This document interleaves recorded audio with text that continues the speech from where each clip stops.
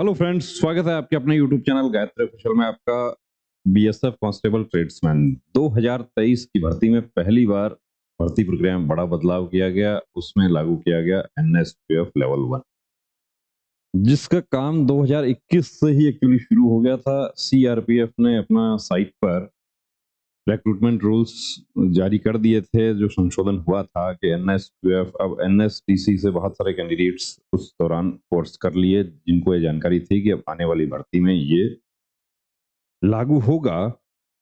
जब अप्लाई किया गया उस समय बिना सर्टिफिकेट के कैंडिडेट्स ने अप्लाई कर दिया। जब डॉक्यूमेंट वेरिफिकेशन की बारी आती है, 6 गुना कैंडिडेट्स को बुलाया गया, पास हो गए, 6 गुना में नाम आ गया, तो एनएसक्यूएफ लेवल 1 भी अरेंज कर लिया, जिसको कहते हैं कि मैनेज कर लिया।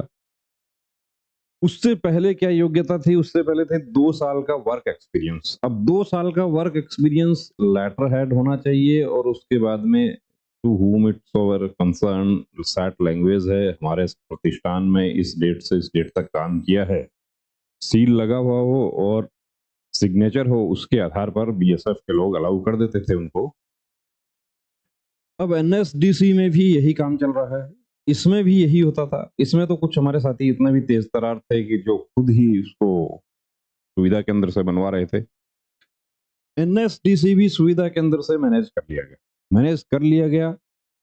तो आपको पहले भी एक नोटिस दिखाया था, जिसमें कैंडिडेट को ये कारण बताओ नोटिस जारी किया गया सीईओ के तरफ से कि आपका एनएसडीसी का जो सर्टिफिकेट है जो आपने प्रोड्यूस किया था, वो संबंधित संस्था से वेरीफाई करवाया गया, और वेरीफाई करवाया तो वो संस्था ने उसको फेक बताया है, यानी कि अपने यहाँ से जारी होना नहीं बताया।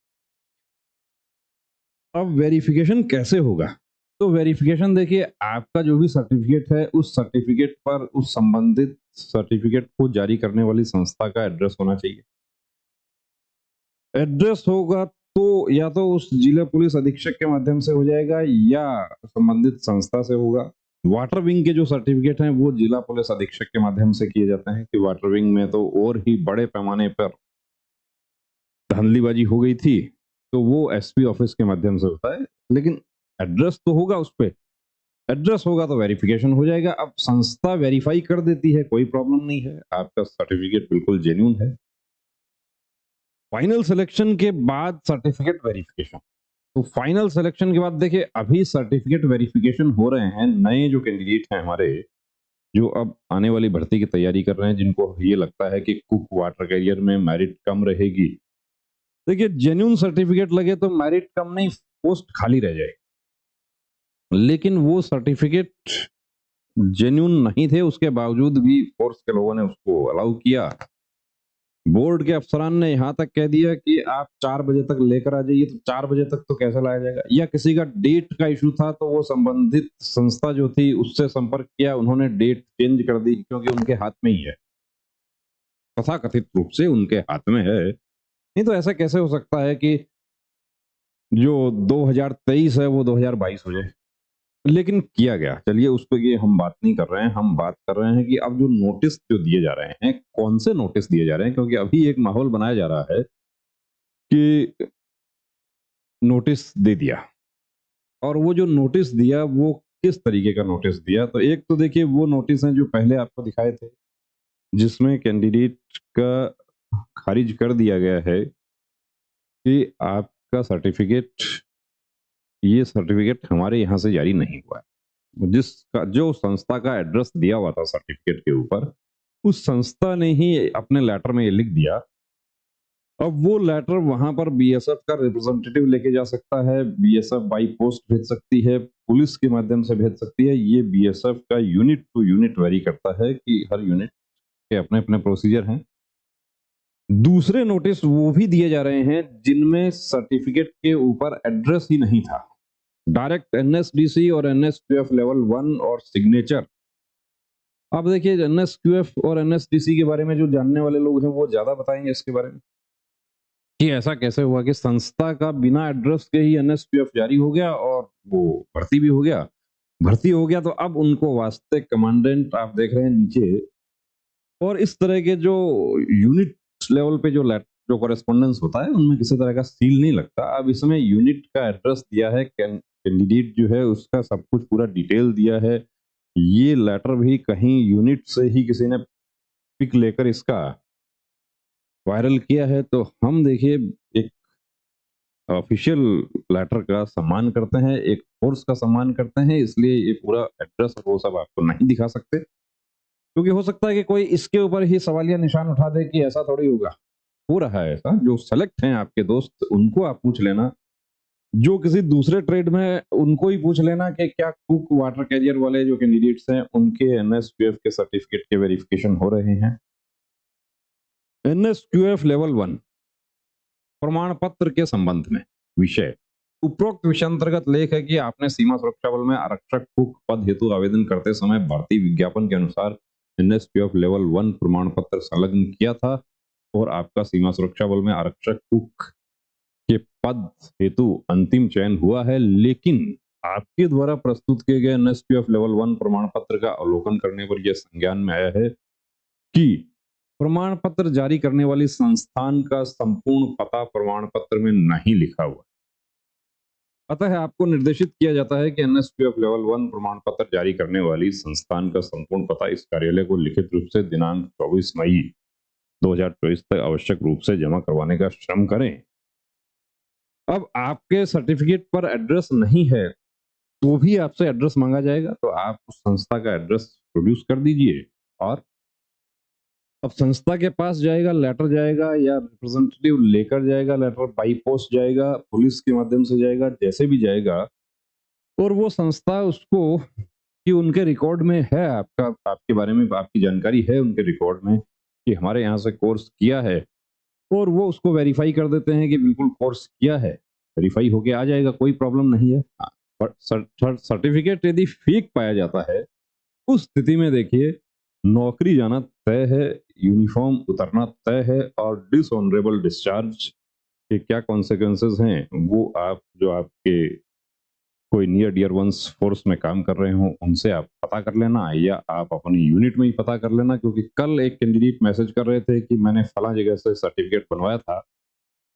अब देखिए वो संस्थान के बारे में हम बात नहीं कर सकते, किसी भी संस्थान से बनवाया है उसके बारे में हम डिस्कस नहीं कर सकते हैं कि बनवाया है ये या कोर्स किया है, कि जी मैंने बनवाया है और हमारी यूनिट में तो अभी तक इस बारे में कोई बात नहीं की जा रही है, तो वो वेरिफिकेशन होके अभी आया नहीं होगा। जब आ जाएगा, यदि वेरिफिकेशन आपके फेवर में हो गया, यानी कि उस संबंधित संस्थान ने ये डिटेल दे दिया कि ये हमारे यहाँ पे सर्टिफिकेट बना है, हमारे यहाँ से कोर्स किया है, तो कोई प्रॉब्लम आपको नहीं होगी। लेकिन एड्रेस ही यदि नहीं है सर्टिफिकेट के ऊपर, तो वो वेरिफिकेशन होने के लिए जाएगा कहाँ?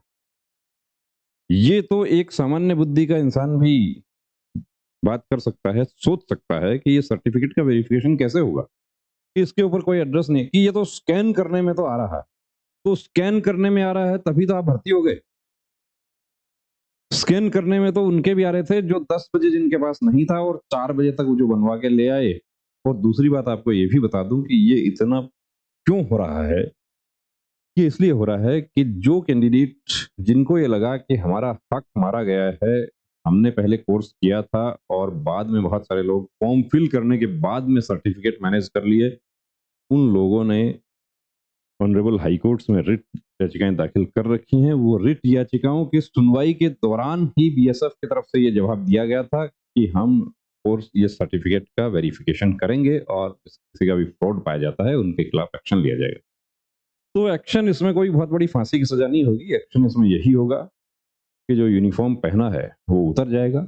और जो फर्जी सर्टिफिकेट का जो काम कर रहे हैं, देखिए उनको ये कहना चाहूंगा कि पहले आपको जानकारी नहीं थी, या पहले आपका ठीक है काम चल गया कि आपने किसी तरीके से सर्टिफिकेट दे दिया और ठीक है जो चला वो चल गया, लेकिन अब ऐसा नहीं होगा, तो किसी के साथ खिलवाड़ नहीं करें। सर्टिफिकेट आपके पास है, क्षमता आपके पास कोर्स करवाने का, आपके पास ये सब कुछ है, तो आप बिल्कुल जेन्युइन कोर्स करवाएं। आप फीस जो ले रहे हैं वो उसकी जगह आप थोड़ा ज़्यादा ले लीजिए, लेकिन आप गलत सर्टिफिकेट देंगे, वो कैंडिडेट महीना 2 महीना 4 महीना बाद घर वापस आ जाएगा, और डिसमिसल फ्रॉम सर्विस के बाद वो दूसरी नौकरी पाने में भी उसको प्रॉब्लम होती है। तो इन सब चीज़ों को थोड़ा सा ध्यान रखें, और बीएसएफ एक्ट एंड रूल्स जो है वो भी गूगल पर है, उसको थोड़ा पढ़ लीजिए। बिल्कुल विद्वान आदमी हैं आप लोग, आप इतना बड़ा संस्था चला रहे हैं, इस तरीके से एनएसक्यूएफ के कोर्स करवा रहे हैं, तो ज़ाहिर-सी बात है कि एक्ट एंड रूल भी आप समझ लेंगे कि उसमें किस सेक्शन में कौन-सी कार्रवाई होती है कि फेक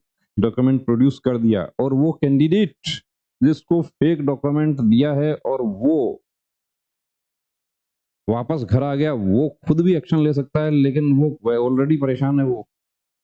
या और ये भी बता दूं कि अभी आना शुरू नहीं हुआ है, लेकिन बहुत जल्द इस तरह के लेटर्स आपको वो भी मिलने लगेंगे कि जिसमें कैंडिडेट को एसएसएफसी समरी सिक्योरिटी फोर्स कोर्ट, जिसमें उसके ऊपर आरोप ये लगेगा कि ये फर्जी सर्टिफिकेट लगाकर भर्ती हुए हैं। वो घर जाएंगे, उसके बाद वो हो सकता है कि कोई उनको जानकारी और दे दे कि आप रिट याचिका दाखिल कर दीजिए। ऐसा पहले वाटर विंग में भी हुआ है। रिट याचिकाएं भी दाखिल हुई, रिट याचिका में वो सर्टिफिकेट फ्रॉड पाया गया, उस संस्थान के खिलाफ भी कार्रवाई हो गई। तो गलत काम नहीं करना है, सावधान रहना है, सतर्क रहना है और फर्जी एनएसक्यूएफ सर्टिफिकेट से बचना है। क्या है?